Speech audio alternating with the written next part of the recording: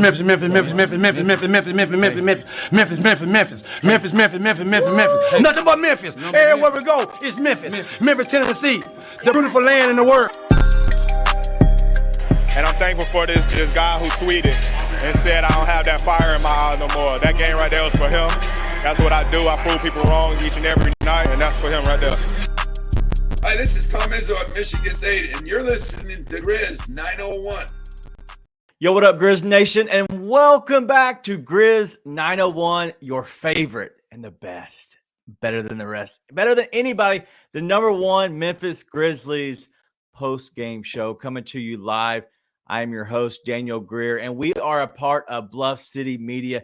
And if you could, be a friend, tell a friend, let them know what you're watching, but go ahead and hit the like button, the share button over on Twitter, and then also, it's easy and it's free. Hit the subscribe button over on YouTube, part of Bluff City Media, and you get all the content, all Memphis, all the time.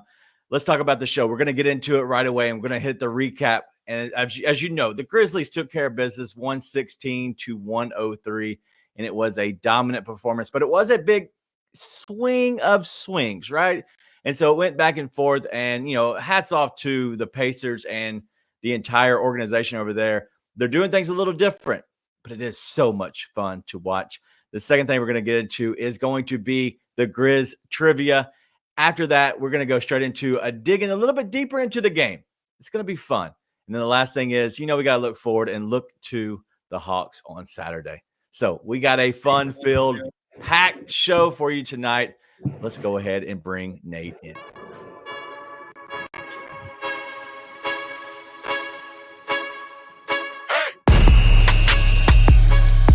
Yo, Nate, what up, man? Hey, no, Goon, this is the kind of difference John Morant makes in the world. Wow. Goon is in the comments saying, good job, and Jaren in the same sentence.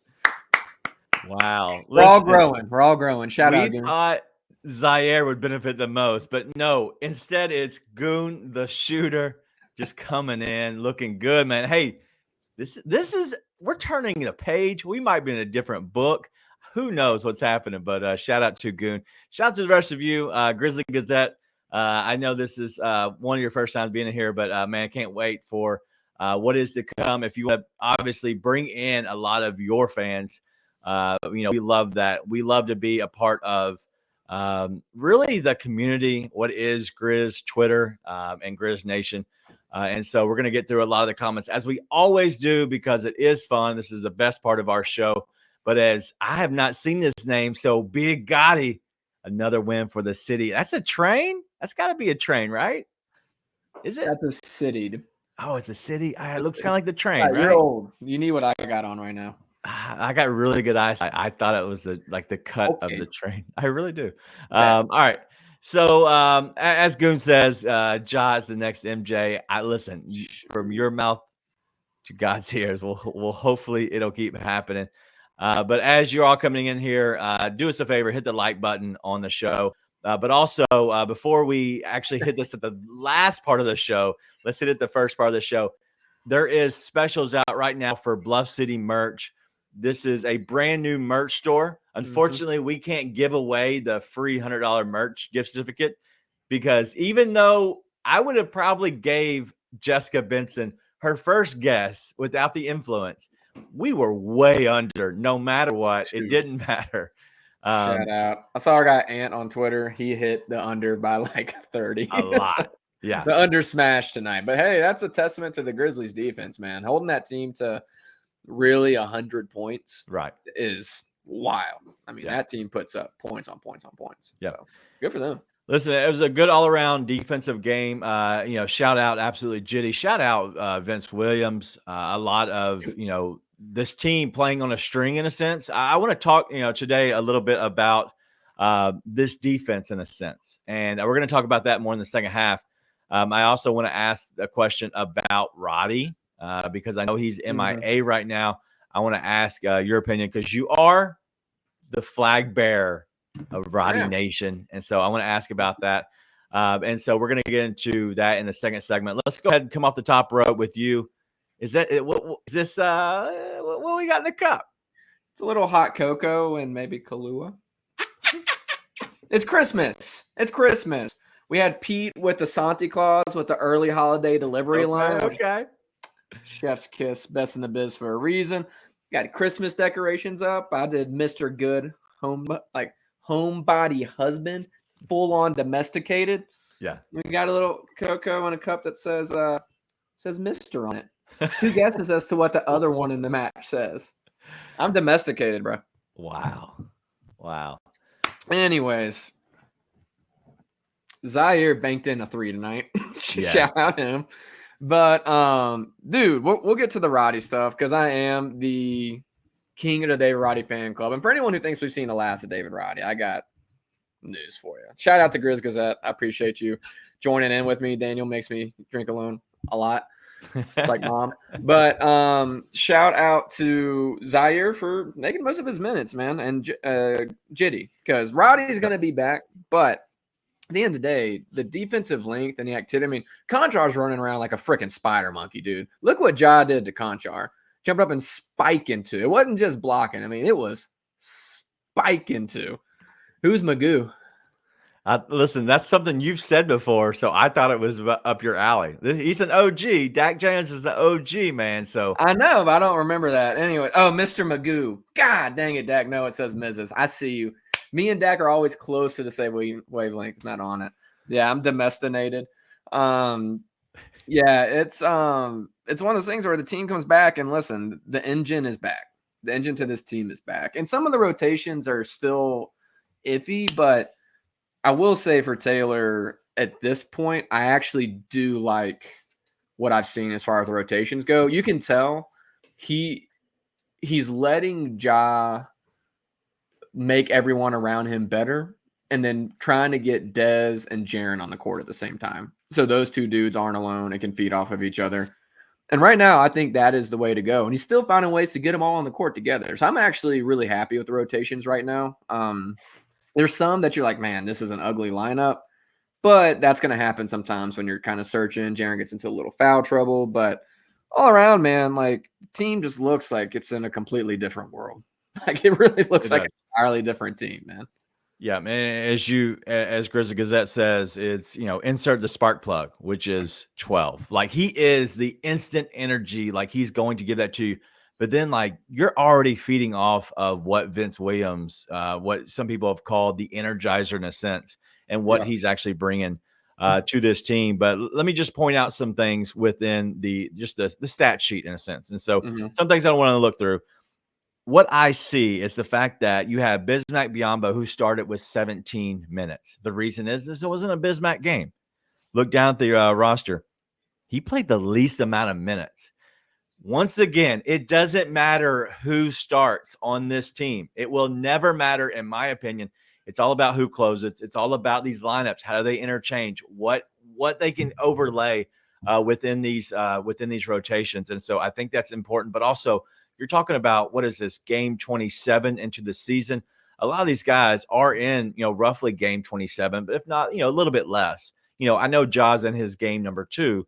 But a lot of these guys, they are playing, the bench guys. Aldama, 25 minutes, Tillman, 21 minutes, Zaire, 18 minutes, and Konchar, 21 minutes. Look at the starters, though. Obviously, you want your 3-headed monster in Jaren, 33 minutes, Ja, 34, Bane, 35. We might have a 4th, and that is Vince, 34 minutes. Listen, going up from the 2-way, and now he will have a full contract. He will. That's a guarantee. And it's honestly not even a topic of conversation, but the fact that he's getting these heavy minutes just shows that he is falling very much in the favor of the front office, but also the coaching staff, because he's working his tail off. And so shout out to him. Even on a night where you go 0-3 from deep, he had 2 points, 4 rebounds, and 3 assists. That's honestly, on a stat sheet, that's laughable. That goes way out the window. But if you're watching the game, if you're watching ball, the dude is going to be an absolute animal on the court, and he has been. And so shout out to him. But looking through these numbers real quick, Bane with 31, 6 and 7, Jaren with 21 and 7. Ja, they were sending a lot of 2-man running at him, especially in that third quarter and the end of the second. He ended with 25 and 8. So another solid game out of him.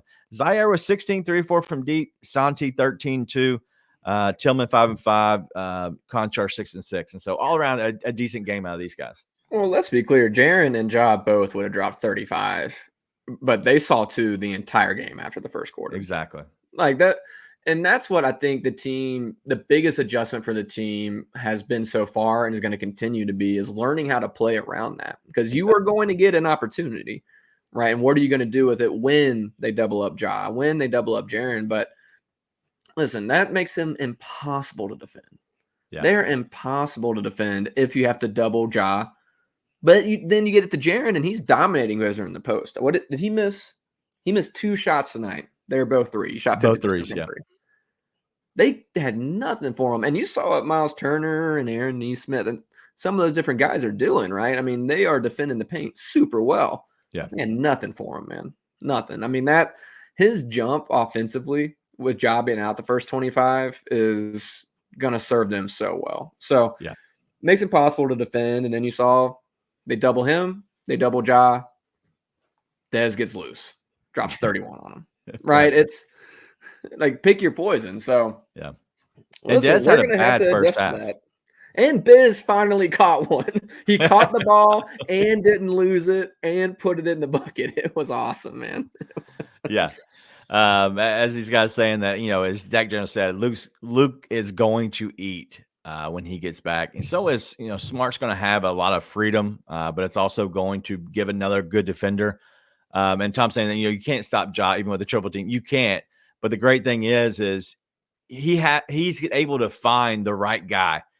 But can they actually bury those open threes? Can they actually be aggressive and play that same role? And so sometimes the roles have to shift.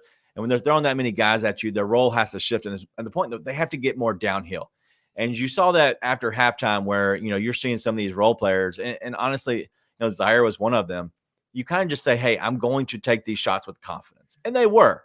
That's the difference, man. It's huge. The confidence thing is the biggest thing. X hit his little bunny after he hit a 3 last game when I screamed, no, my God, when he made it. It started, no, my God, it went in. Well, he had that little bunny tonight, shot it with zero hesitation. You see what Zaire's doing now, Conchar, Biz. It just makes everyone better. But let's talk about the guy who had the best plus-minus on the team tonight, Santi Aldama, dude. Ja, this is my favorite thing. And honestly, I just kind of sit back and let Chris take the reins because he is not going to let it slide. Everybody talking about Dylan Brooks was the Grizzlies swagger. It's Ja. It's always been Ja. I just let Chris go. Every game he's on it right now. And I'm like, get him. Because Santi's playing with an edge we haven't seen all season. He has had good games, but you see a little bit more fire in him you haven't seen all season. I think that goes for the entire team. And you see him going up strong with rebounds, and they're not getting taken away as much, which is a huge plus. But he's shooting with confidence. You see him go up. He has a little bit more of a swagger to him. And so Santi's game, I think, more than probably anyone outside of Zaire, gets elevated with Ja back. Zaire's game gets elevated the most with Ja back because it has the most room to go, right? Like he's also sucked. He sucks so bad. Yeah, and then you get Ja around him, and it's like, okay, sky's the limit. Yeah. Whereas Santi's already pretty good, but then his ceiling gets raised so much because of one, the shots and the looks he's getting are so much better than what they would be. Two, the edge that Ja brings just boosts the edge that's already kind of there with Santi, right? Yeah. And so I think you're going to see a lot of pieces on this team start falling together with stuff like that. But those are the two that I think you'll see it the most with. And hopefully we get a really high boost, I should say, in trade value with old Zaire. Yeah. Absolutely. So shout out to another OG and David Vickers. Hey. I know Nate and I, we don't know who David Vickers is, but a true OG of the show. We were actually just talking about you the other day about how even though we're putting up our shows, even after they're live now, we're putting up on Grizz 901 just to keep the, kind of a library in a sense of our shows. You've gone through there and actually commented on a lot of those. So Man, I can't thank you enough just for hanging out with us in a sense. But let's get to Dak Daniels' question. How many more wins do we need to make a trade to upgrade at center? Because this has been a big thing. He'll even go to say like he's a prisoner of the moment, but games like tonight, our least amount of minutes guy was our starting center and Bismack Biyombo. And so at what point do you feel as a franchise that you say, hey, we need to go ahead and make a trade for this season?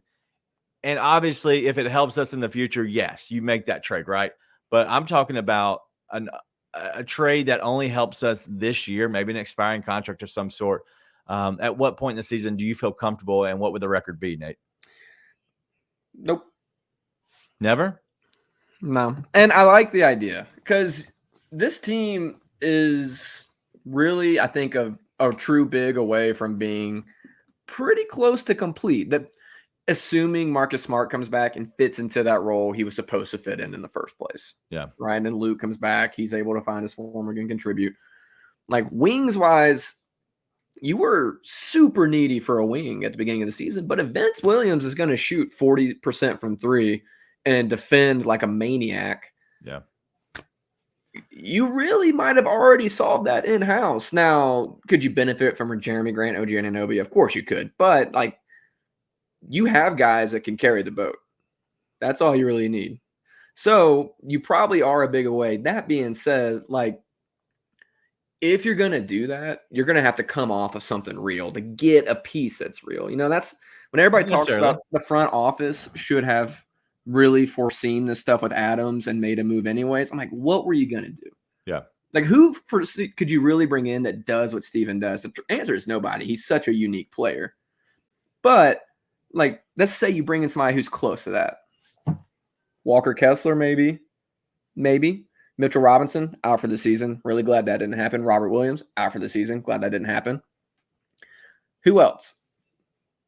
What are you asking? Like bring in a center that can be like the big bruiser, true center. Maybe Yusuf Nurkic. I don't want to cheer for him, but no. So the guy who I was going to make a suggestion of is actually Andre Drummond. So if I was to make a move this season, I think Drummond, who doesn't need the ball to actually be a good NBA player for you. Like you need somebody that doesn't need the ball, such as Bismack Biyombo.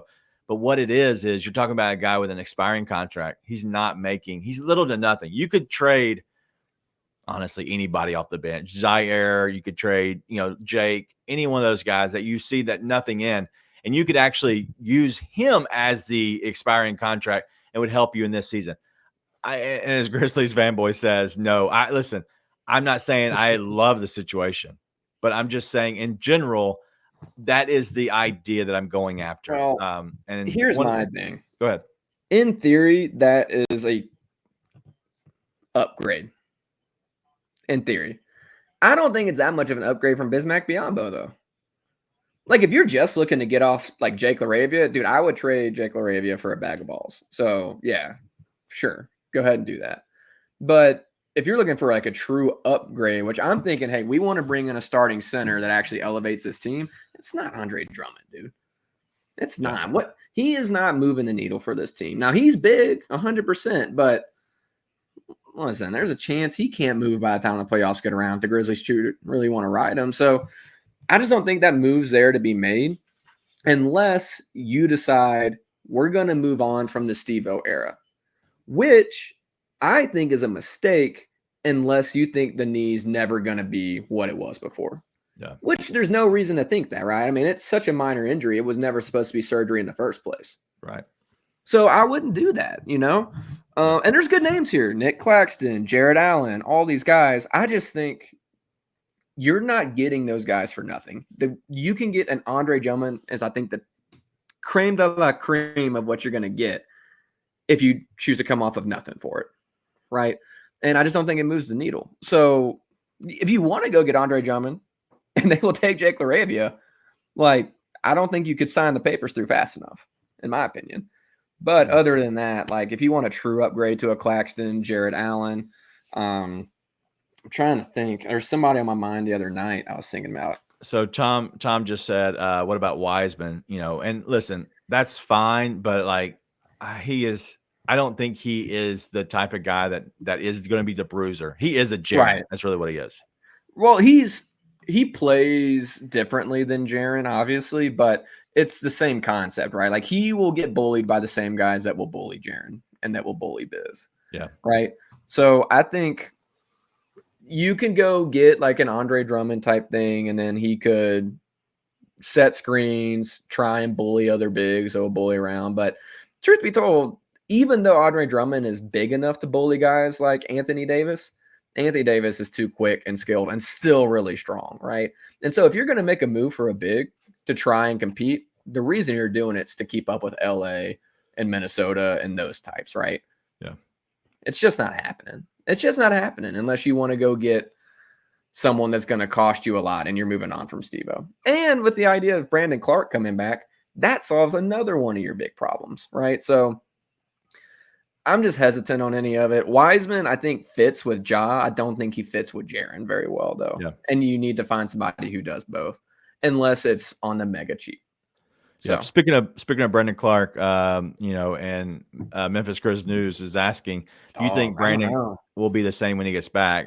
That is the question, because I think that the guy could be good, but there's so much out there for a guy who really lives on those bunny hops. But let me break down a little bit what you were talking about and kind of explain a little bit of what I, kind of saw or discussing in I guess the center position.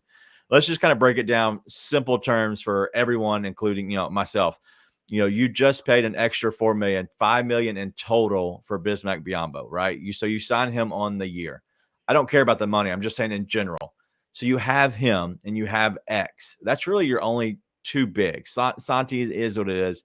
I think you like Santi. I think you keep Santi. He could be at a bigger 3. He could be he could be a 4, but he doesn't bang like a 4 in a sense. So discussing just mainly Bismack and X, I think having another big guy with size is fine.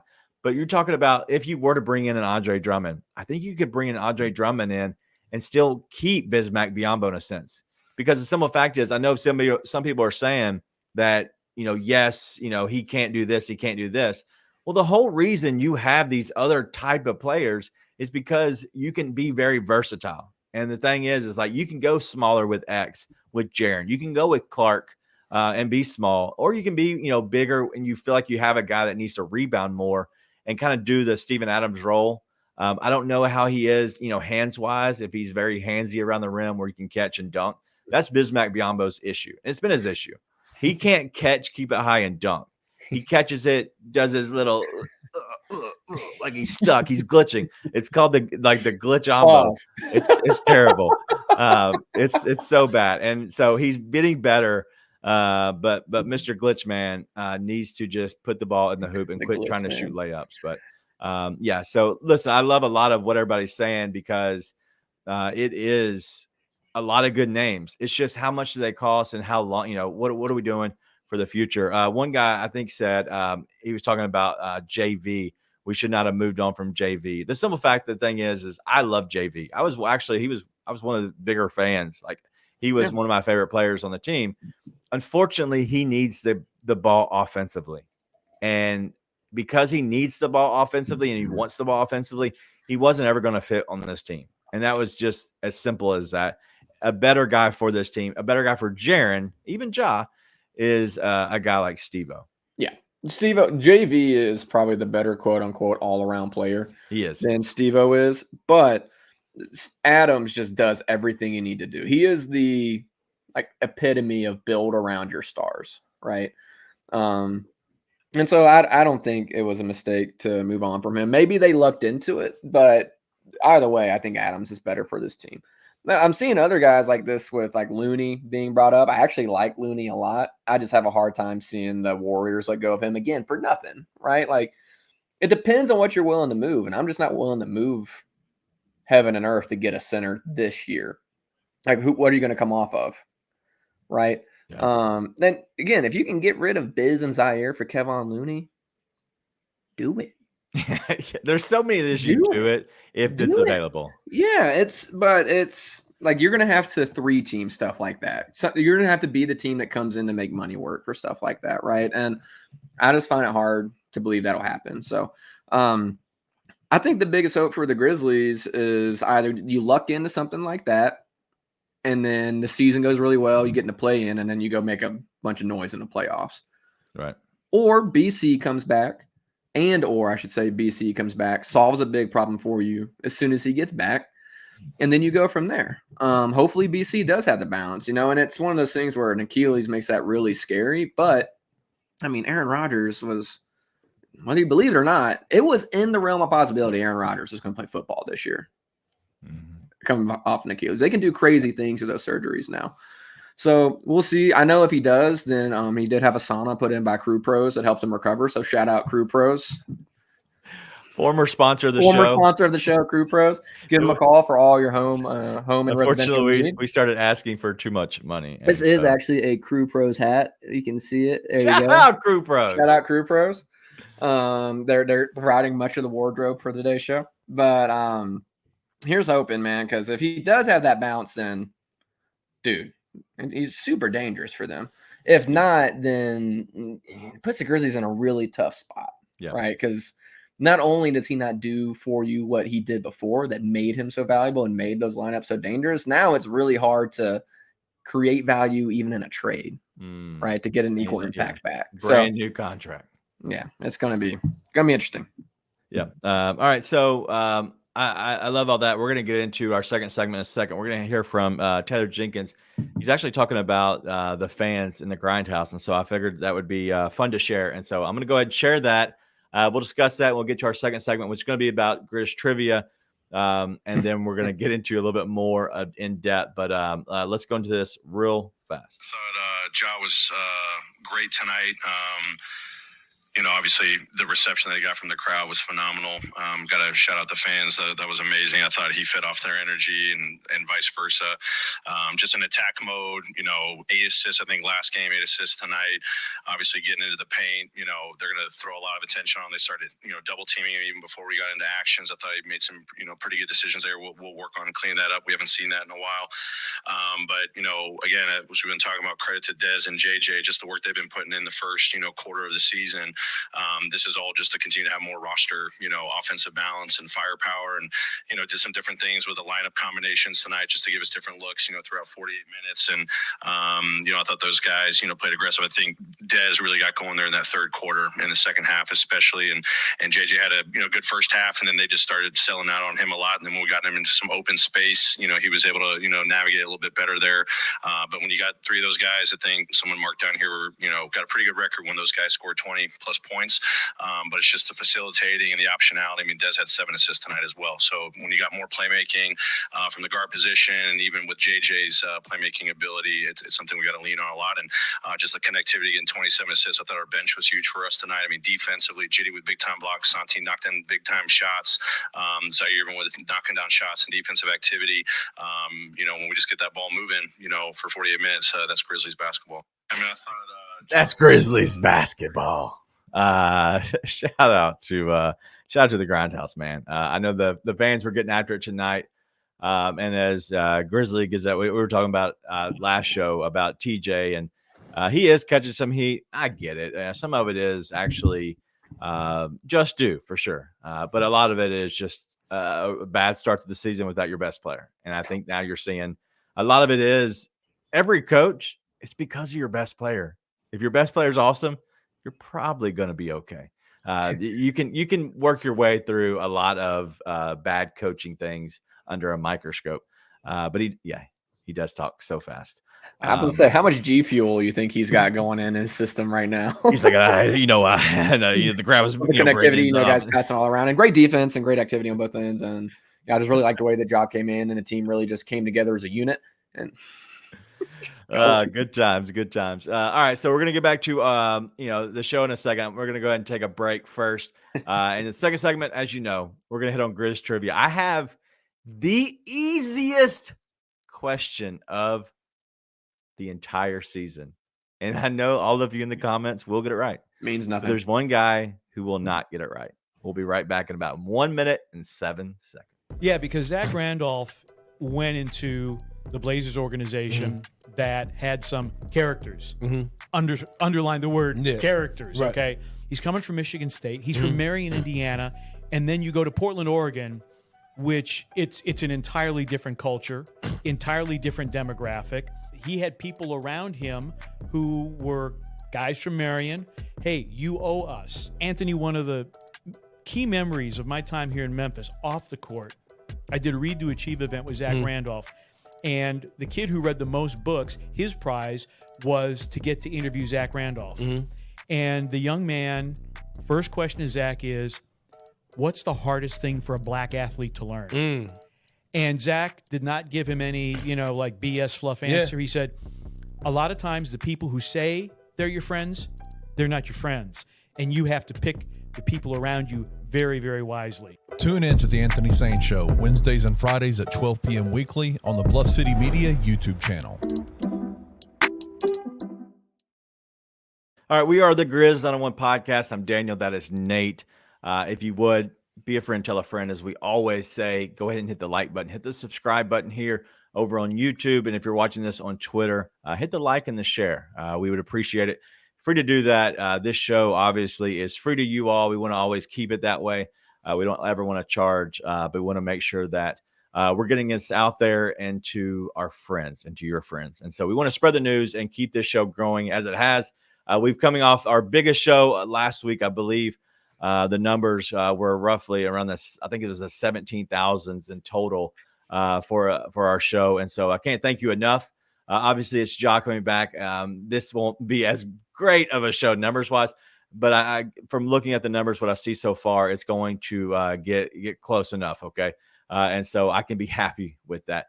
We still have a lot of comments still coming in, but real quick, as we always do, let's get into Grizz Trivia, where we know there's zero chance Nate's going to get it. Close the comments, Nate, because I want to go ahead and ask my friends, Nathan Qualls, who is the Memphis Grizzlies' all-time leading scorer? Well, first off, I really appreciate that you said my friends because, I have multiple personalities. So thank you for that. Grizz all-time leading scorer. If you know in the chat, go ahead and share along because I'd love to see what some of the guesses might actually be. Huh? Is this franchise or Memphis? This was franchise leader, yes. And the franchise. It's Memphis. It is Memphis. Mike, right? Which one? Conley. Sorry. It is Mike Conley. Look at you. Well, what you don't know is I own one Grizzlies jersey my entire life. Really? And it's Mike Conley because he's my favorite player of all time. Do you know all the franchise records that he holds? I would assume assists. That is correct. Lowest amount of technicals. That is definitely correct. Does he have the minutes record? No, he does not. Okay. Consecutive games played, maybe? I don't have that one. I don't know. I did know points, though. Yep. Well, he does also have the most three-pointers made as well. And so that would have probably been a good one to ask. I'm surprised by that. Yeah, but that's one of the more surprising. But I figured I'd share because I don't want to go back down that rabbit hole again of always asking a Mike Conley question. So I thought it was fun. But awesome. I was curious because obviously Zebo was here for a long time, and he had a very good career. But also you talking about Marc Gasol is right behind him. Marc Gasol is less than 100 points behind him. How far back is Ja? Ja is 8th, roughly half of what they have. So they have 11-7-3-3 is the leader. And then 8th is Ja Morant, 5-5-5-7. Right. He's passed over Dillon Brooks, even though he was here half of the time. He's moving up that list so fast, man. What is Mike Miller in there? Mike Miller's actually 7th. He's Ja will pass him this season easily. Ja will become for sure 7th. And I would imagine he gets closer to Sharif Abdul-Rahim at 7,800. Gotcha. And so you're talking about moving up the list pretty fast. Next year he'll obviously be in the top 5 because he'll catch Rudy. And so that's going to be what we'll get there with Ja for real.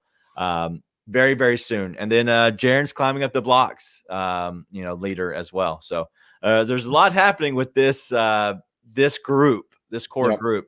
It's crazy to be a Grizzlies fan and you see this core group of Dez, Jaren, and Bane, and then you look back at the core 4. We've been blessed, very much so. But let's get into a little bit more of the comments. I know they've been coming in since then. And so I know Brown on boxing got it right for Mike Conley. But Volcano, the Sweat, the Sweat, unfortunately, not a cool nickname anymore. And then the T makes me sick, even though I married a UT alumni. He wants to know if we're going to make the play-in. Do you think it's I know we talked about this last time, is about more the play-in or more, can you be in the top 8 possibly? Yeah. Yeah. Do we have a chance to make the play-in? I don't know. Like, I'm not in Tennessee, so I can't do this, but I bet you still got plus odds to make that bet. I would put money on that. I would have put money on that as soon as they went 11 games back. Because as soon as they hit 6 wins, I would have just let the losses pile up after that and then put money on it right before Ja came back. Because they absolutely have a shot. Yeah, 100% to make the play-in. Yeah. It's a different team, man. It's a different team with him at the reins. And the good news is when you're playing these teams in regular season, like Minnesota and the Lakers, that are going to give you fits in the playoffs. I think that's just a recipe for disaster for the Grizzlies with the current big situation.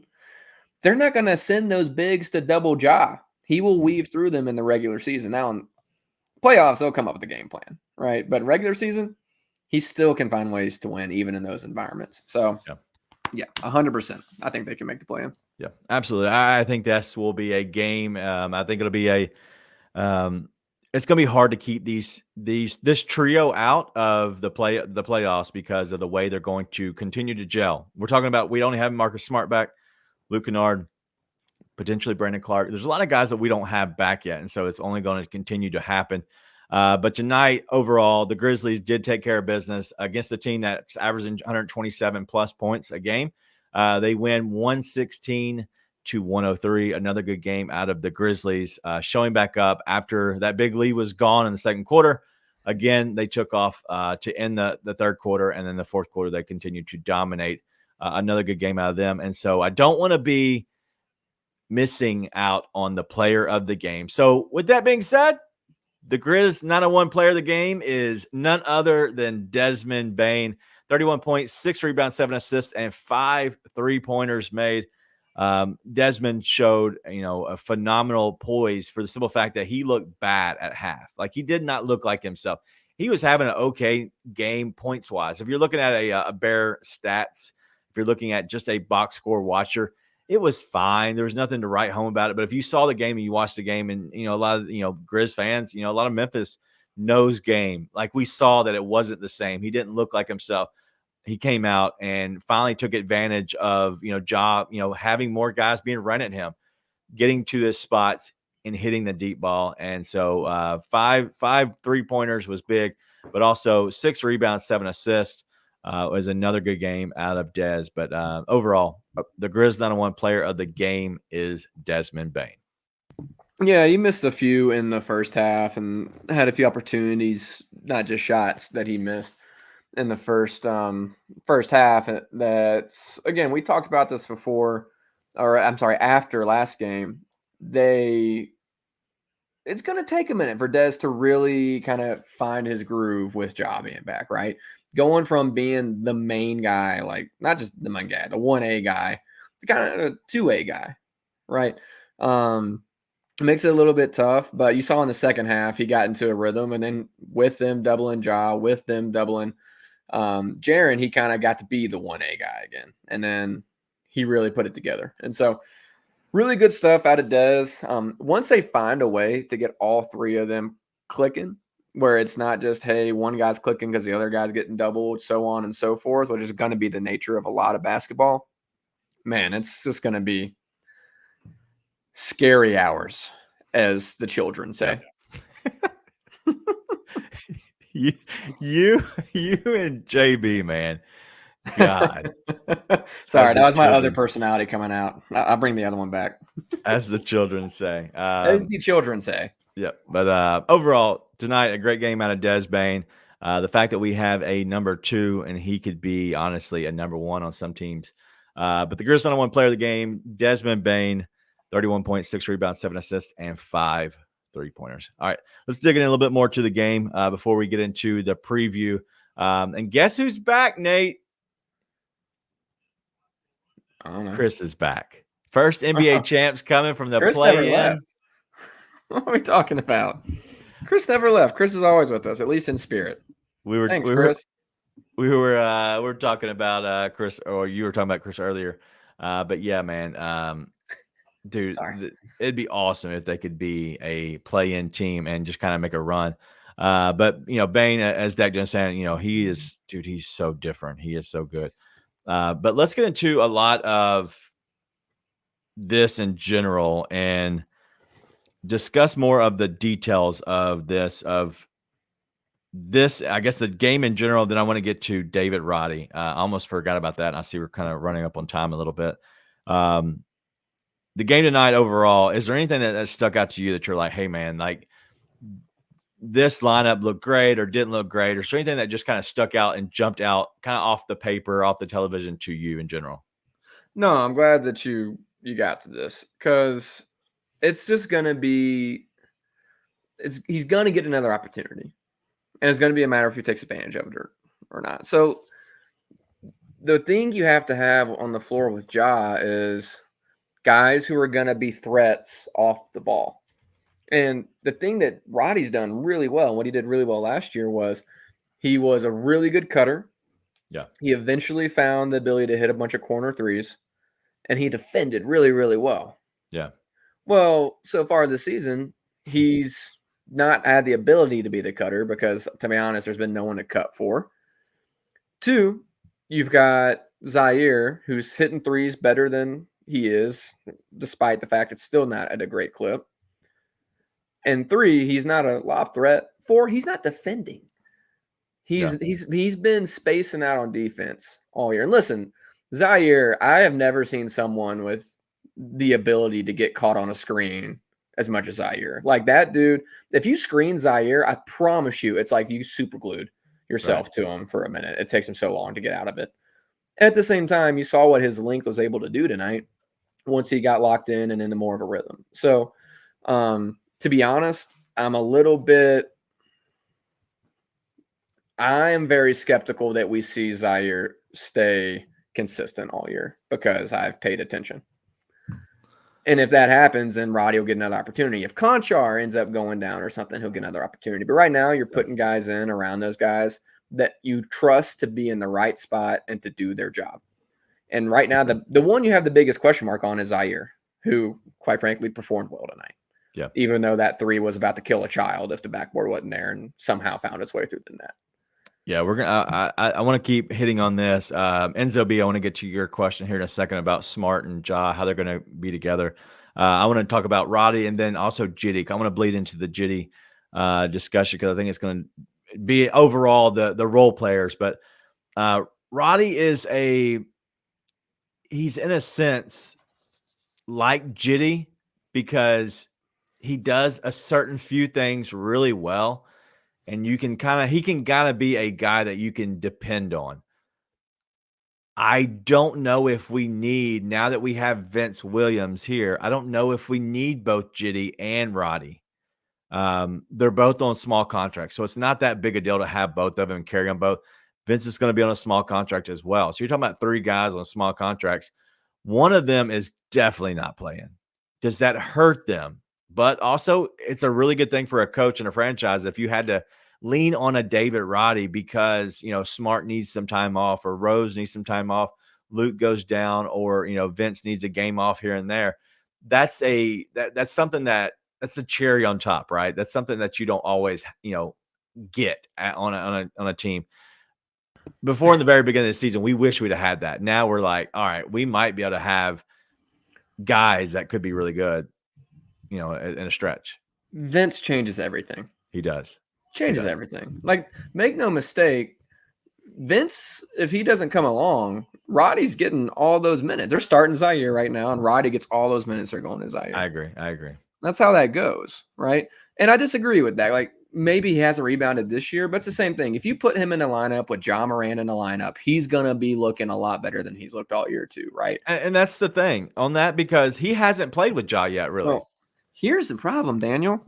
You go from having no good wings to when Marcus Smart comes back, it's not a decision to make. You start Marcus Smart. You don't start Vince Williams.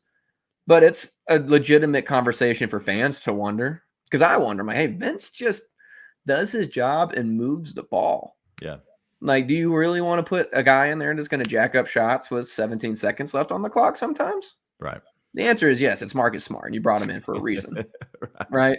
At the same time, once Smart's back, Zaire's minutes are going to go way down. Conchar might not get minutes. Right. And then it's just a matter of who do you want to throw in there? It's all matchup based for those end of bench minutes. Not to mention Kennard's coming back. Yeah. Like, when you think about the roster, that like the issues that are about to be had, which is, do you want to play Zaire anymore? Where do you put Vince? Kennard's coming in. It makes you think about, hey, we hated the front office for 25 games, but hey, this is the roster they have now. Right. Yeah. And so, yeah, it's going to be a whole different type of problem. Yeah, absolutely. And you're talking about Smart. You know, what I look at is, what does one guy do that another guy does? You're talking about Roddy. Roddy plays pretty good bully ball. He can kind of be a guy that can be a creator in a sense, right? But then you have, guys that are coming back healthy.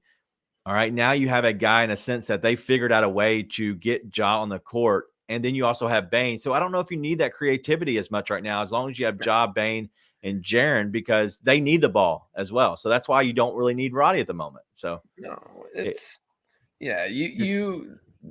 Zaire's not going to be playing soon. But yes, like Zaire is losing minutes for sure. Two players are for sure. Yeah, Jitty and Concha are going to be the two, or X, depending on the team. Yeah, kind of. But because of their big situation, I think X sort of stays getting pretty consistent minutes. Yeah. That pretty much is going to matter. If Luke's hitting shots, Luke's playing. And if he's not hitting shots, I think they give the minutes to Conchar that would normally go to Luke. Yeah. No, I agree. And so looking at that in general, another thing I want to talk about with Jitty is Jitty has played very, very well as of late, especially. And I know that a lot of it just seems like he seems more confident now. And I think you can say that with all the role players. They look like they have a little bit of confidence. He has been a very good rebounder and a guy who's, getting up, blocking shots. He tried to yam on dude's head. Was it last game? It was so stupid. It was very stupid. But the fact that he actually tried it just showed me that, like, he's got a little like weirdness to him. And I love a little bit of something. Spiked that ball tonight, dude. Yeah. And shout out to Ed Malloy trying to kill it. Friggin' Ed Malloy and Natalie Sago should never, first off, official and NBA game, much less an NBA game together. It's just a disaster class. What a terror. Like, they didn't shoot a ton of free throws tonight, but my God, was that an inconsistent whistle for both sides. The Pacers got screwed in the fourth. The Grizzlies got screwed in the third. It was terrible. Yeah. As Hunt Jardina says, I haven't had this much fun since the Grizz last March. Yeah. I haven't had this much fun before we started playing the Lakers, I have to say. Because after the Lakers, yeah. Yes. That sucked. We had the watch party with Bluff City Media, and that blew. But Conchar, he did look like himself tonight, finally. Those blocks were awesome. Last thing I want to hit on with the role players, and then we're going to get into looking ahead to the Hawks, is going to be from Enzo. Enzo wants to know about Tillman, because I do think that, he's pointing out the free throw shooting was bad. But in general, like, what do you do with Tillman? Because he has looked really bad and unplayable at times. Like, he went through that stretch where they were playing Jake and Zaire over him and Jitty. But then, like, now you feel like you kind of have to have him. Is that because maybe when Ja coming back, it allows the offense to flow a little bit differently? You don't need the shot creation like we just talked about with Roddy? Yeah, I mean, Tillman is just a non-threat on his own. But when you put him with John, you just put him in the middle. Like, the one thing Tillman does a great job of is his job. And that's what we talk about. You've got Ja, you've got Dez, you've got Jaren. You just need other guys to do their job. And X does a great job of doing his job. He is going to try and be physical with the other teams. He may get overpowered, but he's going to try and be physical with the other team center, be in a good position. He does a great job of getting to the middle.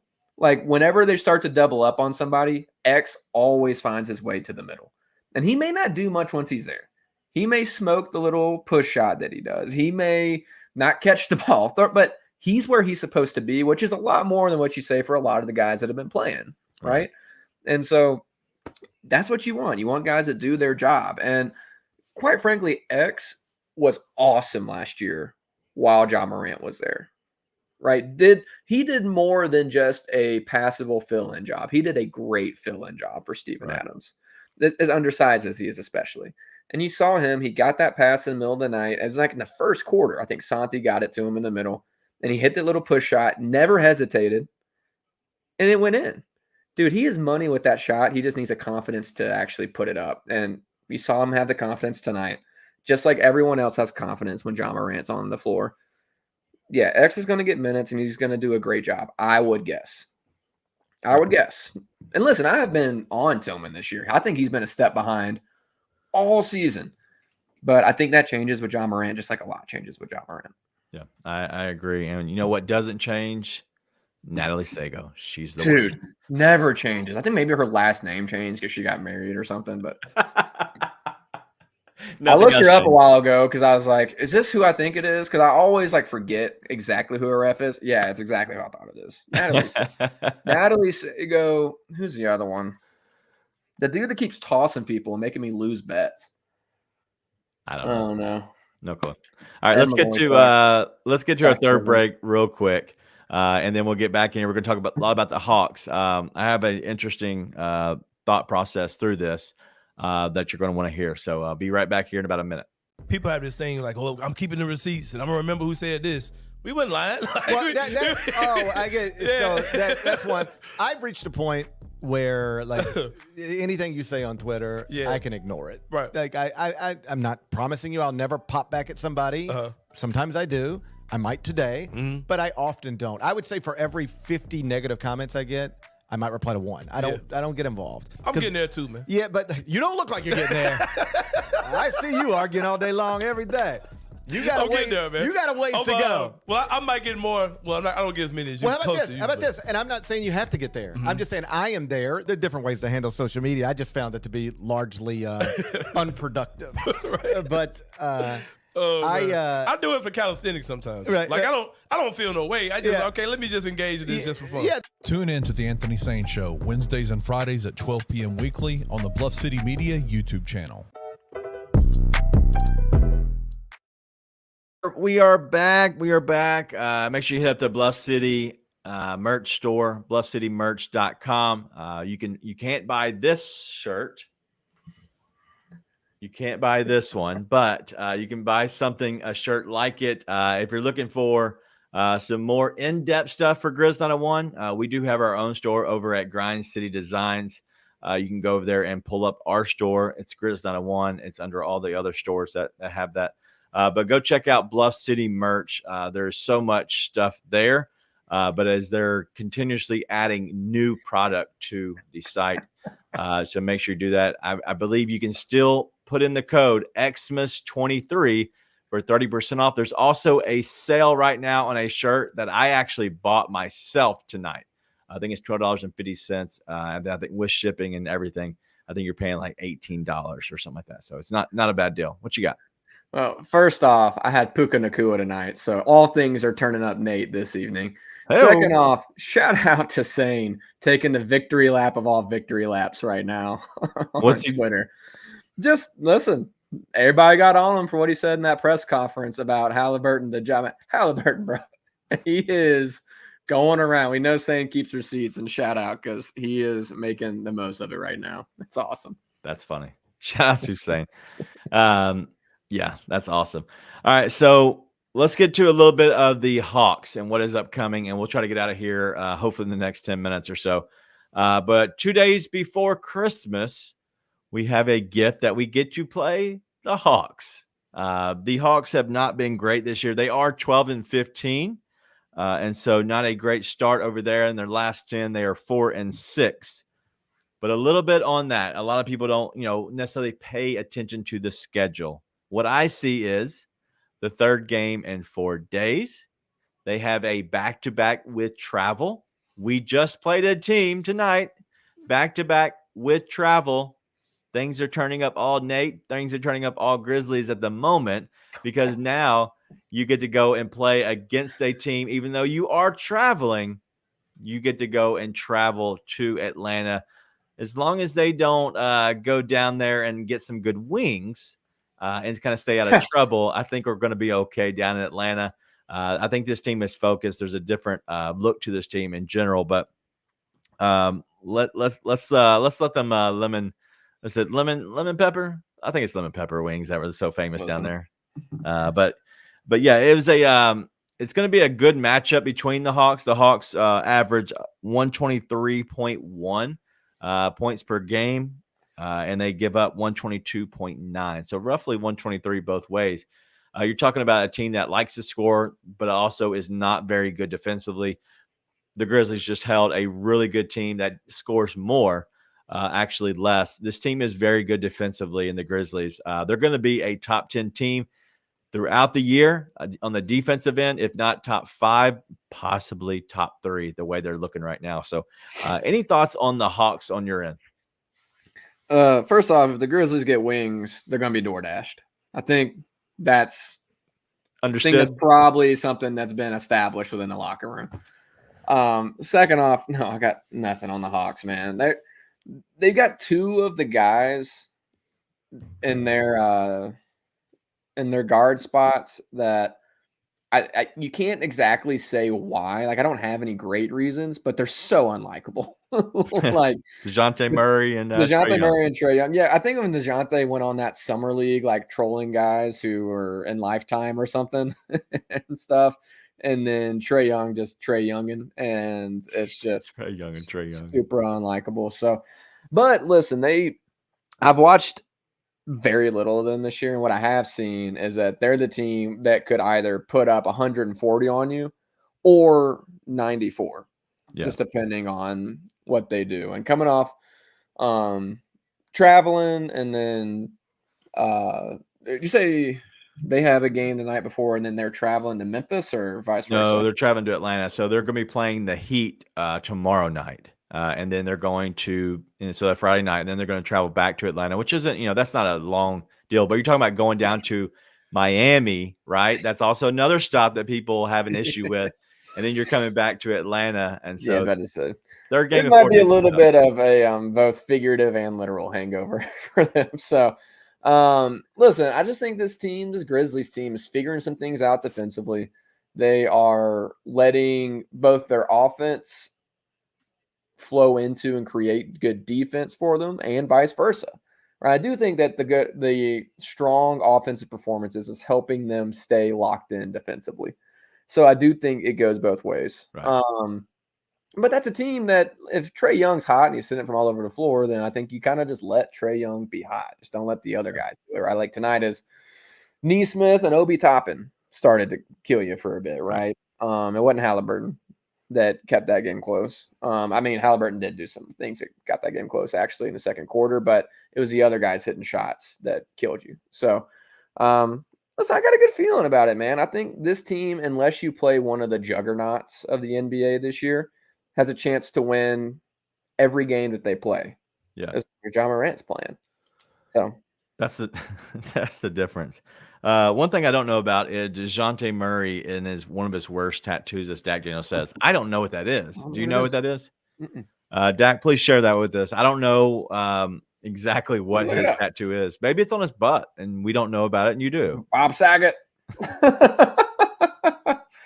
Let me look it up. I hate a bad tattoo, man, because I love a good tattoo. The Grizzlies now 8-19 on the season. Obviously, getting back one more game into where they're only 10 back in general. He's Nate. I'm guessing you are Googling it. It's Matt Skate News. Shout out to Matt Skate News. I'm guessing you're on your lunch out in Japan. Shout out to you. speaking of Japan, and I think I am not wrong on this. I think this guy is Japanese. Yamamoto. The Dodgers just signed another guy.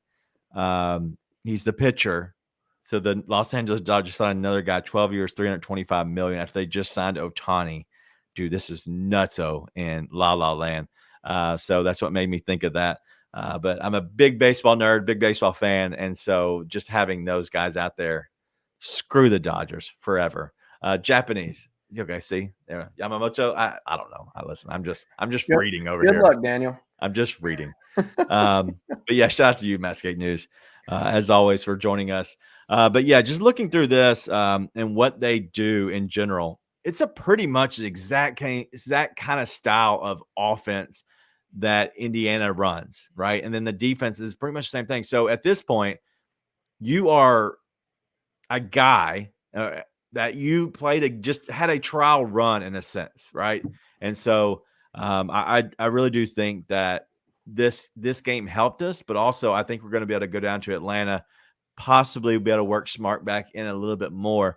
And I think this is going to be a good game for the Grizzlies, potentially going 3-0 in Jaws starts since he got back.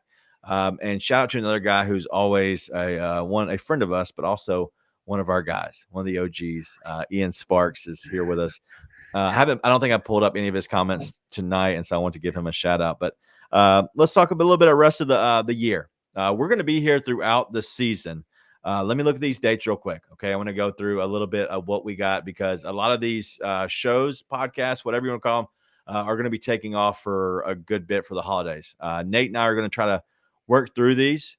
You might not see both of us on every show. I'm not sure about my availability. My ability is always suspect, but my availability on Saturday might be up in the air as well. And Nate, I haven't talked to you about that either. And so who knows? So we're not sure about hit or miss. So just kind of stick with us a little bit.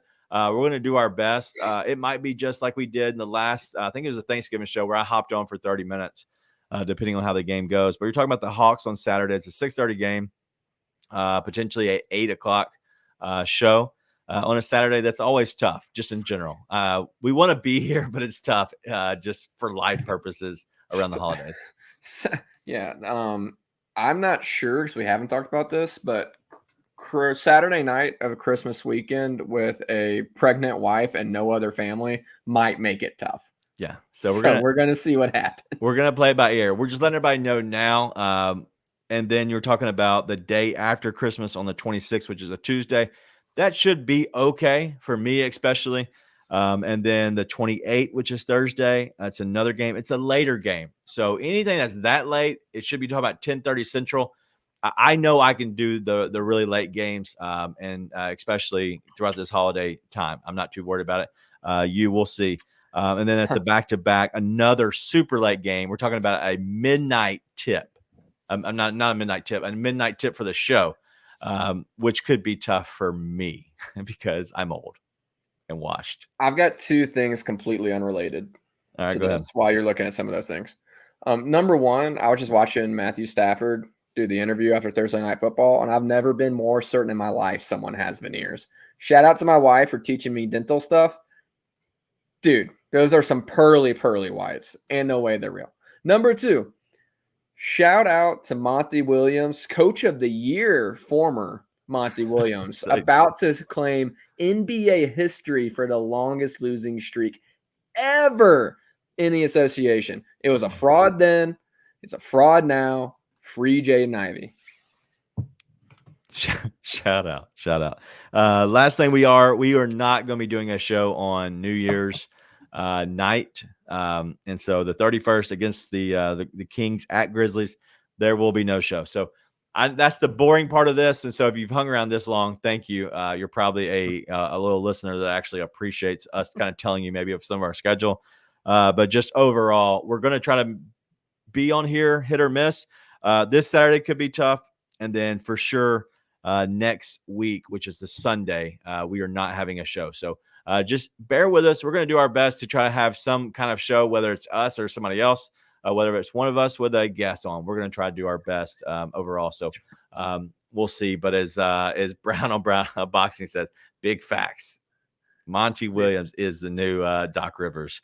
I've never been a fan of Doc Rivers, and so Monty, he seems like a good guy, but man, he is the wrong coach for that Detroit team. I know they wanted a hard-headed, like a hard-nosed guy to bring in that young crew. I don't think it's going to go. I don't think. Well, between that and watching Jordan Poole, it's just like, blah, blah. Blah. All right, that's it on the show. Anything else you got before we put a beautiful bow on this? No, if we don't get on here again, Merry Christmas to all you guys that come in here with us. Truly, like we get to do this because you guys come in and support us, and it's honestly what makes it fun. Like we used to do the show and we would just record it and put it out, and I promise you, we're not doing that 82 times in a season.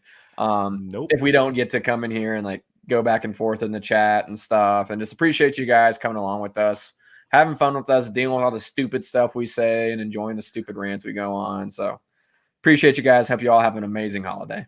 Yeah.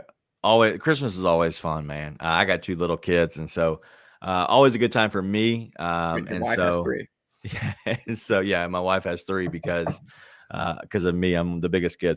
But man, it's so much fun. And so I hope you take this time to spend it with family, and really do take the time to cherish it and have a good time and have fun and enjoy a nice beverage if that's what you do. And just kind of take in the little things, because that's always what's means the most to me. Family means the most to me. So I hope it means the most to you too. And as Brown on Boxing says, this is better than ESPN. Listen, I don't agree, but maybe you do, and I hope you do. I do. Kidding me? Have you watched ESPN lately? Yeah. Like it's not the compliment it once would have been, but we do appreciate it all the same. Definitely. But that's all we got, man. If y'all don't mind, do us a favor. Go over to I guess the YouTube over there. Hit the subscribe, the like. If you're watching us on Twitter again, hit the like and the share. And also the other thing is if you're watching this after, which a lot of fans do, especially the next morning, if you could just go ahead and hit the like on that, but also subscribe and do whatever you can, whether it's a write or review, it's always good for us. So, but that's all we have. As always, be nice and tell your friends.